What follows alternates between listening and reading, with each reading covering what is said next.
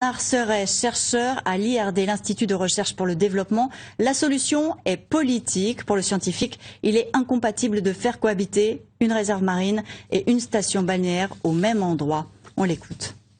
La solution, elle est politique en ce sens que, étant donné l'étroitesse du milieu, on ne peut pas le partager. C'est illusoire de vouloir dire on fait une réserve marine là, on fait un parc aquatique là, à côté. C'est pas possible, c'est trop petit. Voilà. Donc c'est un choix. Ou on fait un parc aquatique, à ce moment-là, on se donne les moyens pour protéger les gens qui vont faire des loisirs aquatiques, ça va coûter cher. Ça, c'est possible, mais ça va coûter cher. Ou au contraire, on développe la réserve marine, et cette fois on fait quelque chose de sérieux.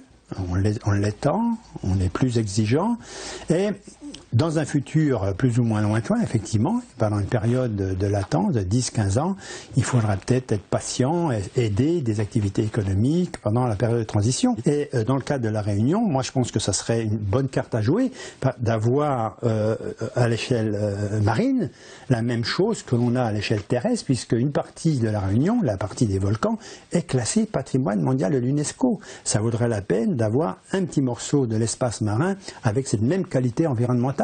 Et pourquoi pas de faire de la Réunion la vitrine écologique de l'outre-mer français. Parce qu'on est dans une île océanique. Et quand je vous dis c'est des requins, ce sont des requins migrateurs. Vous les exterminez à la Réunion, ceux de l'île Maurice de Madagascar, ils peuvent passer, ah tiens, il y a de la place, je m'installe.